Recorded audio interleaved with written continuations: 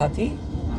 मुख्यमंत्री जी कहते थे ट्रिपल इंजन सरकार चाहिए। आपने देख लिया ट्रिपल इंजन, 3 इंजन टकराए कि नहीं टकराए?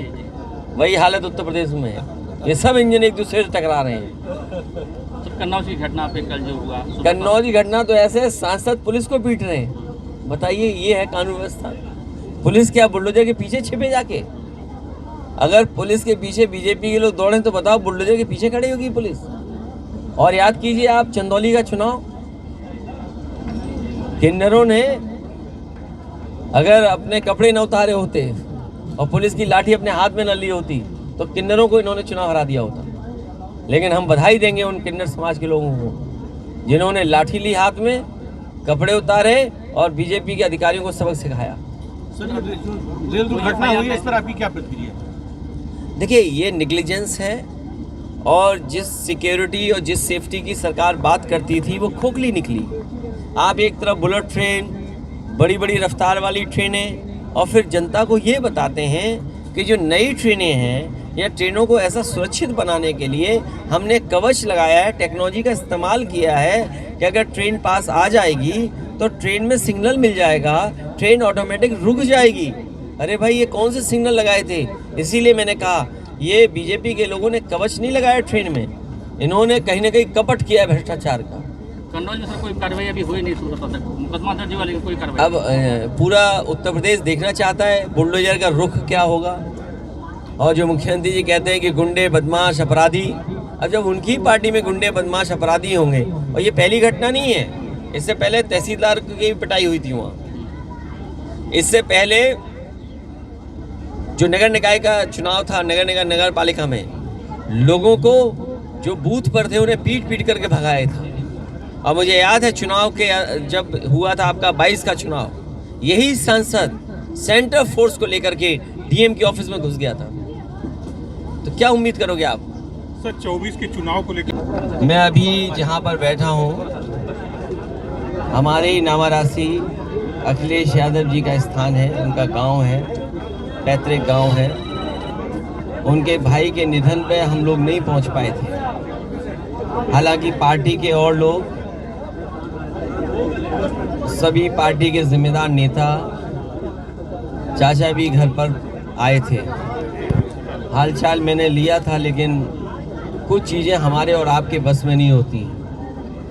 और आखिरी में अगर डॉक्टर इलाज कर रहे हैं तो जब डॉक्टर देख लेते हैं कि हालत बहुत ठीक नहीं है तो वो भी कहते हैं कि कोई ना कोई चमत्कार होगा या भगवान की मर्जी है, भगवान अगर चाहेंगे तो जीवन वापस आएगा। तो जो सेवा कर सकते थे इनके परिवार के लोगों ने मिलकर के सेवा की, लेकिन इनके भाई हमारे बीच में नहीं हैं। मैं इनके परिवार के लोगों से मिला हूँ। दुख तो समय के साथ कम हो जाता है, लेकिन जो सदस्य परिवार का चला जाता है उसकी कमी कभी पूरी नहीं होती। आजमगढ़ में दूसरा कार्यक्रम, लक्ष्मण यादव दिल्ली यूनिवर्सिटी में पढ़ा रहे हैं, उनके शादी का कार्यक्रम था। उन्होंने बड़ा ही फैसला लिया है। समाजवादियों ने और खासकर डॉक्टर राम मनोहर लोहिया इस प्रयास में रहे कि कैसे भी जातियां टूटे। जातियां तभी टूटेंगी जब घर परिवार के लोग आपस में बैठ कर के शादियां करेंगे। समाजवादियों ने कोशिश हमेशा की, डॉक्टर लोहिया चाहते थे। आज जब प्रोफेसर लक्ष्मण ने किया है तो मुझे खुशी इस बात की, उनके परिवार से लोगों से मिलकर के उन्हें मैं बधाई देने आया हूँ। हाल ही में चुनाव हुआ है नगर निकाय का, और लखनऊ में बैठ कर के मुख्यमंत्री जी ने सबको बधाई भी दे दी। लखनऊ में बैठ कर के और दिल्ली में सरकार हो, उसके बाद भी कूड़े की समस्या वैसी बनी रहे, नालियों की समस्या वैसी बनी रहे, नदियों में वैसे ही नाले जुड़ते जाएं। चुनाव कूड़े का, नाली का था, जनता ने उन्हें चुन दिया है। खासकर बड़े शहरों में हमें उम्मीद है कि बड़े शहरों का कूड़ा, बड़े शहरों की नालियों का गंदा पानी हमारी माँ गंगा में और जमुना जैसी नदियाँ, पवित्र नदियों में नहीं बहेगा। ये कम से कम सरकार निश्चित करे। और जहाँ नगर पालिकाएँ और टाउन एरिया में बड़े पैमाने पर समाजवादियों की जीत हुई है। पहले से ज़्यादा वोट हासिल हुआ है। सभासद भी बड़ी संख्या में जीते हैं, क्योंकि ये चुनाव बहुत आमने सामने का होता है। तो कई बार आपके ही लोग नाराज़ होकर के दूसरी तरफ चले जाते हैं और चुनाव भी जीत जाते हैं, बाद में फिर आपके साथ आ जाते हैं। लेकिन जो मुद्दे रहे हैं वो वैसे के वैसे मुद्दे हैं। महंगाई चरम सीमा पर है, बेरोजगारी चरम सीमा पर है। आजमगढ़ के लोग भी जानते होंगे, गेहूं उनका सरकारी खरीद में नहीं गया, कोई प्राइवेट कंपनी को लाइसेंस मिला होगा, आढ़तियों के माध्यम से पूरा का पूरा प्राइवेट हाथों में बिक गया गेहूं। ये चाहती सरकार तो गेहूं खरीद सकती थी, लेकिन जो टारगेट फिक्स किया होगा वो टारगेट भी सरकार पूरा नहीं कर पाई। चाहती तो किसान को ज़्यादा मुनाफा होता, मुनाफा मिल जाता, लेकिन सरकार की नीयत और मंशा यही रही है कि उद्योगपतियों को लाभ पहुंचाएं, बड़े सेठों को लाभ पहुंचाएं। उसी के तहत पूरा का पूरा उत्तर प्रदेश का गेहूं प्राइवेट हाथों पे सरकार ने बिकवा दिया। और बड़े शहरों में जब ये आटा बन करके, बिस्किट बन करके या सूजी का आटा बन करके आएगा तो आपको महंगा लेना पड़ेगा। पैक्ड आटा कितना महंगा है, ब्रेड महंगी हो गई होगी, बिस्किट महंगा हो गया। और कई बार मैंने उदाहरण दिया, महंगाई और मुनाफा पार्ले जी से सीखना चाहिए। जैसे जैसे महंगाई बढ़ी है उन्होंने अपना मुनाफा कम नहीं होने दिया। महंगाई बढ़ती चली गई तो उन्होंने पैकेट छोटा करते चले गए। और वो दिन दूर नहीं कि भारतीय जनता पार्टी की सरकार में पार्ले जी का बिस्किट पैकेट लेने जाओगे तो एक मिलेगा, एक का पैकेट आपको मिलेगा। पहले इतना था, अब इतना हो गया। ये सरकार रही तो एक बिस्किट का पैकेट मिला करेगा आपको। तो इस तरह। और बगल में ये सठियाव चीनी मिल, ये हमारे आजमगढ़ के किसान भाई आंदोलन करते थे, और जब कभी नेताजी या समाजवादी लोग आते थे तो यहाँ पर चीनी मिल की मांग होती थी। अब चीनी मिल सबसे आधुनिक लगी है, उसके जितने भी प्लांट हैं उसके बाद सब आधुनिक हैं। इथेनॉल प्लांट लगना था, बिजली बननी थी, ये जो मोलेसिस निकलता है इसको सही इस्तेमाल होकर के आसपास बदबू ना आती उसका इंतज़ाम होना था। लेकिन जैसे ही समाजवादियों की सरकार गई सब काम रोक दिया। और सुनने में आ रहा है, सच्चाई आप लोग बेहतर समझेंगे और हम आंकड़े भी निकलवा लेंगे, कि चीनी मिल तो बन गई, बकाया है, और अब किसान का दिल भी नहीं लग रहा, मन भी लग रखा है गन्ना पैदा करें। जहां समाजवादियों ने दोबारा गन्ने का क्षेत्र बढ़ा दिया था, बीजेपी की सरकार आई, क्षेत्र कम हो गया। वही एम्बुलेंस चल रही है, इलाज नहीं कर पा रहे हैं, एम्बुलेंस में बैठे बैठे लोगों की जान जा रही है, एम्बुलेंस को धक्का लग रहा है, गाड़ियों को धक्का लग रहा है, पुलिस की 100 नंबर को धक्का लगाना पड़ रहा है, मंत्री जिस गाड़ी में जा रहे हैं वो फंस रही उसमें धक्का लगाना पड़ रहा है, मंत्री जवाब नहीं दे रहे हैं, भाग दौड़ रहे हैं सड़क पर। और कारभाग डीजीपी, एक डीजीपी कारभाग, फिर दूसरा, फिर तीसरा। हमें तो लगता है ये सरकार भी कारभाग की तरह काम कर रही है, कोई मन लगा के काम नहीं कर रहे हैं। इसके पीछे क्या वजह है? इसलिए आजमगढ़ के लोगों से मैं कहना चाहता हूं, इन्होंने सब व्यवस्था खराब कर दी, न नौकरी है न रोजगार है। अग्निवीर जैसी टेम्पररी नौकरी और आरक्षण के साथ खिलवाड़। ये आरक्षण का खिलवाड़ ऐसा है कि 50% भर्ती करते जाएंगे, बाद में पिछड़ों का, दलितों का, मुसलमान भाइयों की गिनती खत्म कर देंगे। अभी आपने देखा होगा जैसे ही चुनाव होता है केवल मुसलमान हटा दिए जाएं, यादव हटा दिए जाएं, पिछड़े हटा दिए जाएं, दलित हटा दिए जाएं, औरों से काम लेंगे। ये कहाँ की नई परंपरा है? ये डरे हुए लोग हैं सरकार में। ये सबका साथ सबका विकास कहते तो हैं, लेकिन सब पे भरोसा नहीं करते। ये इनकी पोस्टिंग देख लो आप। अगर सब पे भरोसा कर रहे होते तो आप देख लो पूरे उत्तर प्रदेश में कौन लोग बैठे हैं, आप गिनती करिए कौन कहाँ कैसे लूट रहा है, बर्बाद कर रहा है उत्तर प्रदेश को। इसलिए हम आपसे कहना चाहते हैं 24 के चुनाव में इनको सबक सिखाइए, जो सांड ना पकड़ पाए हों, जो एम्बुलेंस खराब कर दिए हों, पुलिस खराब कर दिए हों, उनके खिलाफ मतदान करें। और फर्जी देखिए अग्निवीर जैसी नौकरी दे रहे हैं। क्या कहते थे, हमारी ट्रेन में इलेक्ट्रॉनिक गैजेट नई टेक्नोलॉजी के साथ सिग्नल सिस्टम लगा है, ये कवच का काम करेगा।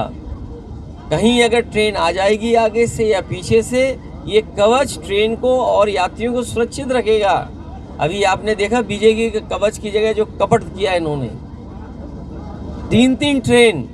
मुझे लगता है हमारे मुख्यमंत्री जी को पहले ही पता था, ये ट्रिपल इंजन की बात कर रहे थे, अब पता लगा ये ट्रिपल इंजन इसकी बात कर रहे थे, ये क्या 3 इंजन एक साथ टकरा जाएंगे।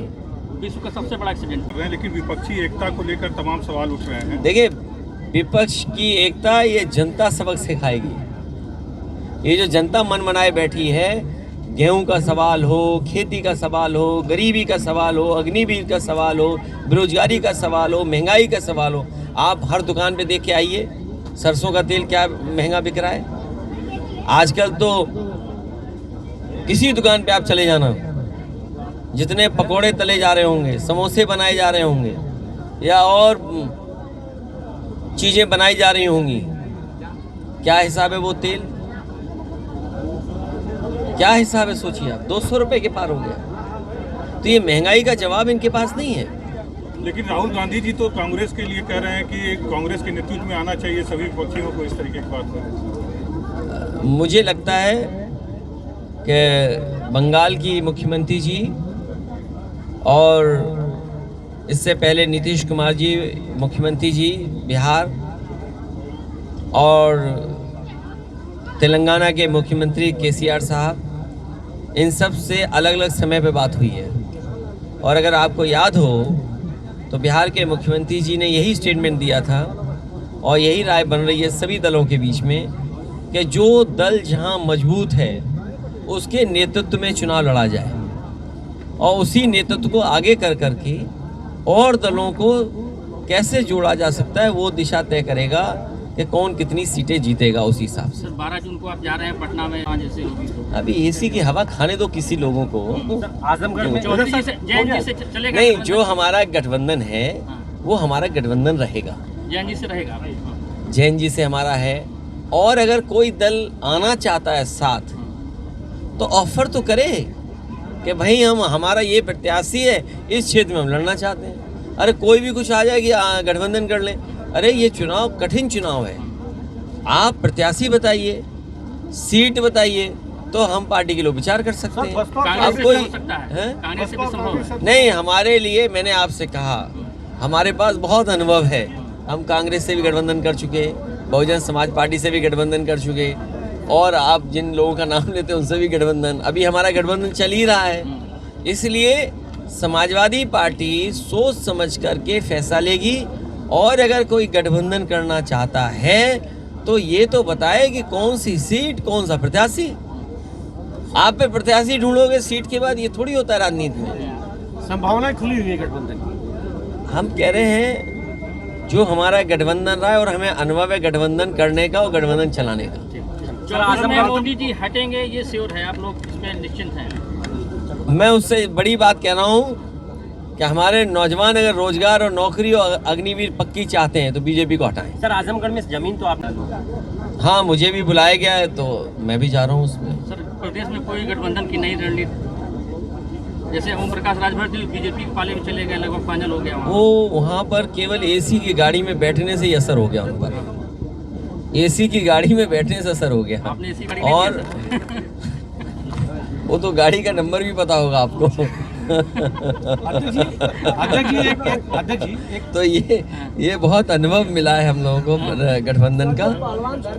अध्यक्ष जी, सांसद खेल योजना का शुभारंभ सरकार ने किया है, वो एक सांसद पर गंभीर आरोप है खिलाड़ियों के साथ, उस पर आपकी क्या प्रतिक्रिया है? बीजेपी के लोग और बीजेपी की पूरी सरकार बेटी बचाओ बेटी पढ़ाओ की बातें करते थे।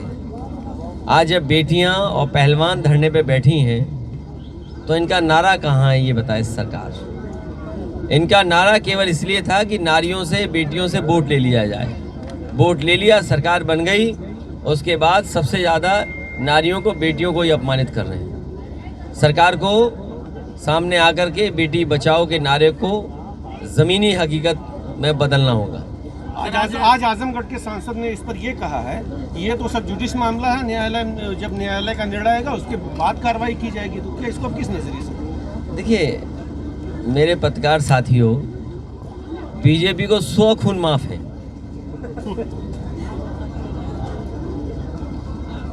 और कोई गरीब समाजवादी पिछड़ा मुसलमान होगा तो बुलडोजर चला जाएगा। ये इनकी रणनीति है। बीजेपी के लोग कुछ भी करें, वो रणनीति का हिस्सा है कि उनके खिलाफ कुछ नहीं होना है। मुख्यमंत्री जी सुबह से शाम तक नगर निकाय के चुनाव में अपराधी, गुंडा, बदमाश, जाने क्या क्या कहते थे। उन्होंने कभी अपनी चार्जशीट नहीं देखी होगी, या जो उनके ऊपर मुकदमे थे वो कभी नहीं देखे होंगे उन्होंने।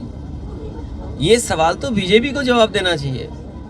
और हम तो पत्रकार साथियों से कहेंगे, जो और मुद्दों पे हंगामा काटते थे आप चैनलों पे, वो हंगामा क्यों नहीं कट रहा है? अगर आप ही लोग हंगामा काट दें तो मैं कहता हूं कल कार्रवाई और बेटियों का सम्मान हो जाएगा। जमीन और दिलवा दो, आवाज जल्दी बन जाएगा। आपका आगमन होना है। नहीं बना देंगे। वो असल में ऐसा है, अब आप सोचिए, देखिए कैसी विडंबना है। हवाई पट्टी बन के तैयार है, हम उतरना चाहेंगे तो नहीं उतरने देंगे, बोले भी काम चल रहा है। अरे बताओ, 6 साल से आजमगढ़ हवाई पट्टी पे काम चल रहा है। अरे हम उतरेंगे तो बीजेपी वाले भी उतर लेंगे, क्यों नहीं समझते हैं? लेकिन बीजेपी वाले ऐसे हैं, चाहे वो अंधे हो जाएं, लेकिन दूसरे को नहीं उतरने देंगे, चाहे कुछ हो जाए। तो कह रहे हैं कि इंटरनेशनल एयरपोर्ट आप नहीं बनाने दे रहे हैं। अरे मैं क्यों नहीं बनाने दे रहा हूँ इंटरनेशनल एयरपोर्ट? के लोग ही नहीं विरोध कर रहे हैं। अरे वो आदमी ऐसे लोग हैं जिन्हें हवाई जहाज के बारे में नहीं पता। भाई हवाई जहाजों के बारे में नहीं पता जिनको। क्या कमी है इस हवाई पट्टी में जो हम लोगों ने बनाया? हमें बताओ आप, कौन सा हवाई जहाज उतारना है? अच्छा एक मिनट, नहीं एक मिनट जाइए, आप ये बताइए कौन सा हवाई जहाज इस हवाई पट्टी पर उतारना चाहते, बताइए, हमें परमिशन दिलाइए, हम उतारेंगे। अरे वहाँ सब कुछ बना तैयार है, तुम्हें केवल आने और जाने की 2-3 शेड लगानी है, 2-3 शेड लगानी है। हवाई पट्टी पूरी तैयार है, कौन सा हवाई जहाज नहीं उतर सकता? बताओ बीजेपी वाले बताएं। विस्तारीकरण की जरूरत? अरे भाई विस्तारीकरण की बात नहीं है, मैं कह रहा हूँ कौन सा हवाई जहाज उतारना चाहते हैं, बताएं हमें पहले। सचिन बताइएगा। कुछ जानते हैं नहीं, बीजेपी वाले जैसा बोल देते हो स्वीकार कर लेते हो। बीजेपी वाले ज्यादा ज्ञानी हैं क्या? नहीं। जब ये बताओ आजमगढ़ की हवाई पट्टी 6 साल में नहीं चला पा रहे, तो क्या 20 साल में एयरपोर्ट बनाएंगे, इंटरनेशनल एयरपोर्ट? वो नहीं चाहते हैं कि समाजवादी लोगों का नाम बड़ा हो। कोई हवाई जहाज उतरेगा तो कहेंगे देखो समाजवादियों ने बनाया, नेताजी ने बनवाया था हवाई, इसलिए नहीं चालू करने देना चाहते हैं। हमने 3 बार परमिशन मांगी, कहते हैं फ्रिक्शन कम है, फिर परमिशन मांगी, बोली फ्रिक्शन ज़्यादा है। अब हमें इसका बताओ क्या मामला है? आप टेक्निकल बात करो ना, उनसे पूछिए। जो पुराने डीएम थे तो हमने उनसे परमिशन मांगी, हमने कहा हमें उतरने का परमिशन दीजिए, हम आ जाएंगे आजमगढ़, हमें काम कर लेंगे और पूरा दिन मिल जाएगा हमें। बोले अभी हवाई पट्टी चालू नहीं है, फ्रिक्शन कम है। अगली बार वाला बोला ये है फ्रिक्शन, तो उससे पूछिए फ्रिक्शन ठीक हो गया कि नहीं हो गया ठीक। सर एक बाबा जब भी आते हैं आजमगढ़ को आतंक की नर्सरी समाजवादी पार्टी ने बना दिया था, हमने उसका पहचान बदली है और हमारे। अच्छा आजमगढ़ के लोगों, क्या आपका अपमान नहीं है ये? बताइए अपमान है कि नहीं है? ये ऐसा है, ये आपको नहीं, समाजवादियों को, और इशारा करते हैं मुसलमान भाइयों पे।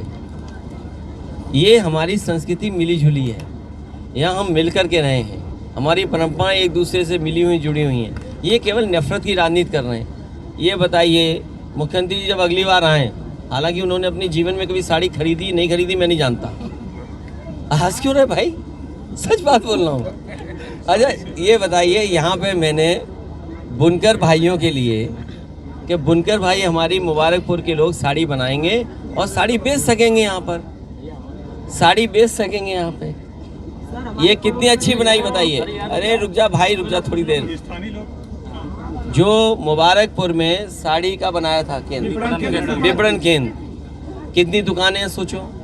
हमारी इच्छा ये थी कि जो हमारे बुनकर भाई साड़ी बनाते हैं, वो अगर उनके पास दुकान नहीं है, बाजार नहीं है, तो उन्हें एक स्थान दिया जाए जिससे वो बनाएं, बुने और अपना कीमत ले सकें। जो माध्यम से पहले करते आए हम उसको नहीं रोक रहे हैं, लेकिन वो अपनी भी बेचना चाहें, कारोबार करना चाहें। हालांकि आज तो ऑनलाइन भी है, सब चीज़ें हैं, लेकिन व्यवस्था की थी।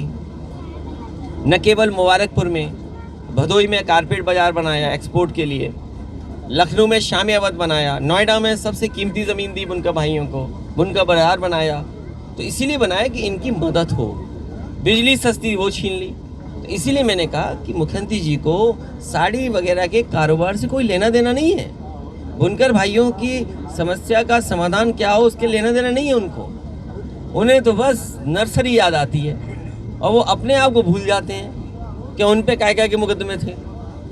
सर हमारे सर पड़ोस ये का एक जिला सेकंड। गाजीपुर अरे जिला आजमगढ़ सांसद का एक आरोप था कि अखिलेश जी हमेशा अपने नेताओं के सुख दुख में आते हैं, जनता के बीच में नहीं रहते। 3 साल सांसद रहे लेकिन एक भी जिला योजना की समिति भाग नहीं लिया। जनता आजमगढ़ के विकास भूल गए। ए पत्रकार भाई, उनकी बातों से गुमराह मत हो। ये जो सड़क दिखाई दे रही है लखनऊ तक जोड़ने वाली, ये किसने बनाई है? और अगर आप खराब किसने कर दी? बीजेपी वालों। जो काम होता है, आप कहिए काम क्या कर रहे हो? जनता को आप कितनी सुविधाएं दे रहे हो? मेडिकल कॉलेज, दवाइयां हैं कि नहीं हैं, मशीनें नई आप दे पाए कि नहीं दे पाए, टेस्ट समय पर हो रहा है कि नहीं हो रहा है, स्टेडियम बना कि नहीं बना, आपका जिला मुख्यालय बना दिया, अब बिजली की सुविधाएं दे दी, ट्रांसमिशन, ये चीनी मिल लगा दिया, कृषि विश्वविद्यालय दे दिया, आपको 100 नंबर गाड़ी दे दी, एम्बुलेंस दे दी। अरे यार तुम दिखाई नहीं दे रहा। अगर दिन में किसी को दिखाई ना दे क्या उम्मीद करोगे? ये रात में देखने वाले लोग हैं क्या? ठीक सर, थैंक यू। धन्यवाद।